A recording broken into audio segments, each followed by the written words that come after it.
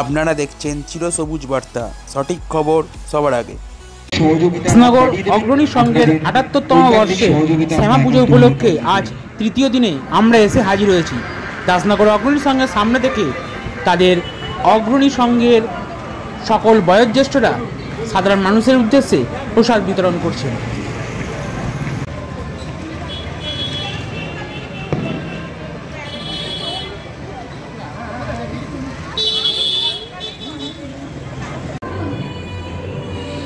পুজো পরিক্রমার ৩০ নম্বর দিনে আজ আমরা এসে পৌঁছে গেছি দাসনগর অগ্রণী সংঘের শ্যামা পুজো উপলক্ষে শ্যামা প্রতিমা দর্শনে, এবং দাসনগর অগ্রণী সংঘের একজন সদস্যের সঙ্গে আমরা কথা বলে নেব। স্যার, আপনার নাম এবং আপনি অগ্রণী সংঘে কততম বর্ষে পুজো করছেন? এটা ৭৮তম বর্ষ, 78। নাম মিঠুন বললো, আমি ক্লাব সেক্রেটারি।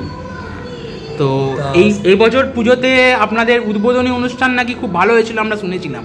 তো কি হয়েছিল একটু যদি আপনারা বলেন তাহলে ভালো। আমাদের প্যান্ডেল তো হয় না, এটা একটা ক্লাব ঘরের ভেতরে আমাদের পুজো হয়। তা আমাদের এই দেবী মূর্তির উন্মোচন করেন হাওড়ার সাংসদ মাননীয় শ্রী প্রসূন বন্দ্যোপাধ্যায় মহাশয়। উপস্থিত ছিলেন মোহনবাগান ক্লাবের সচিব সিঞ্জয় বসু, এছাড়া পল্লীগীতি শিল্পী জি বাংলা খ্যাত শম্পা বিশ্বাস, আরও অনেক শিল্পী ছিল। এবং গত পরশু দিনে আমাদের জি বাংলা ড্যান্সে যে champion of the champion Aditya Karmakar ছিল, ও ড্যান্স পারফরমেন্স করেছে। কালকে মাতৃ আরাধনা হয়েছে, আজকে ভোগ বিতরণ ছিল। প্রায় 700 থেকে 800, ওরকমভাবে তো বলা যায় না এক্স্যাক্টলি, তবে 800 লোককে আমরা ভোগ বিতরণ করেছি। আবার কালকে আমাদের দেবী মূর্তির বিসর্জন আছে, গঙ্গাবক্ষে নিরঞ্জনের পথে অগ্রসর হবে। পাড়ার লোকেদের নিয়ে আমরা আশেপাশে যারা আছে প্রত্যেকে, এবং যারা একটু সমাজে পিছিয়ে পড়া যারা মানুষ আছে তাদের মধ্যে ডেঙ্গু প্রতিরোধে আমরা মশারি বিতরণ করেছি, এটা প্রত্যেক বছর করে থাকি। এবং সারা বাংলা অঙ্কন প্রতিযোগিতাও হয়েছে। বিভিন্ন প্রোগ্রামের মাধ্যমে 3 দিন 4 দিন কাটালাম। খুবই খারাপ লাগছে, মা কালকে চলে যাবে, আবার সামনের বছর আসবে। এই বছর আমাদের ৭৮তম বর্ষ, এইভাবে আমরা পদার্পণ করলাম।